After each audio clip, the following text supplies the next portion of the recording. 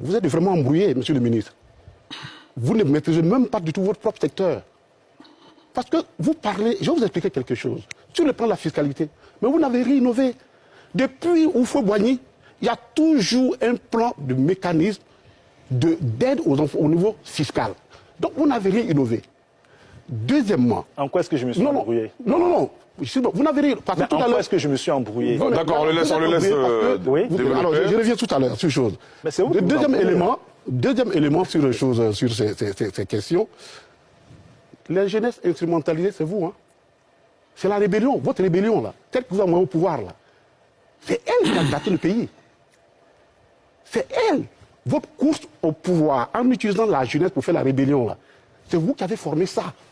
Entre des jeunes qui font l'agora et ceux qui prennent des armes pour tuer, je préfère ceux qui font l'agora. C'était une précision pour que vous puissiez comprendre également votre à ce niveau-là. Troisièmement, sur la question de l'immigration, ce n'est pas nous qui le disons. On vous dit, encore qu'on peut comprendre qu'en 2009, il y avait une situation de crise en quelque chose. Mais nous sommes en 2020, 2021. Et c'est le ministère de l'Intérieur de la France, le ministère de l'Intérieur de la France, qui dit qu'elles-mêmes ne comprennent pas du tout que la Côte d'Ivoire soit le deuxième demandeur d'asile en France. Mais je peux vous expliquer. Non, s'il te plaît, j'en arrive. Peut-être vous allez expliquer après. Oui, d'accord. Et derrière quel pays? Et je vous donne les 5 pays les plus importants, les fourvoyeurs. L'Afghanistan, bon, vous comprenez que l'Afghanistan, on peut comprendre. Troisième pays, le Bangladesh. Vous pouvez comprendre les Bangladesh, pourquoi ils vont en exil. L'autre pays, la Côte d'Ivoire est deuxième.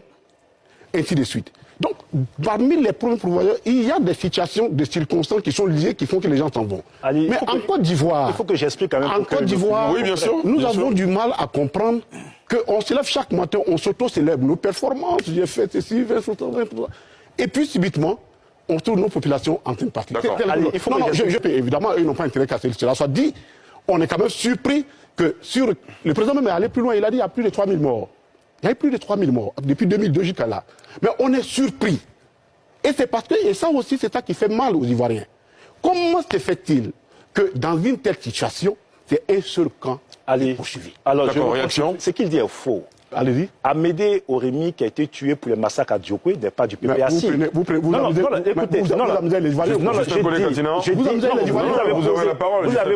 Vous avez posé un problème.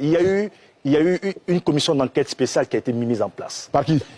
Juste le gouvernement, s'il vous plaît. Je sais monter sur votre difficulté. Il y a eu une commission d'enquête spéciale qui a été mise en place par le gouvernement ivoirien.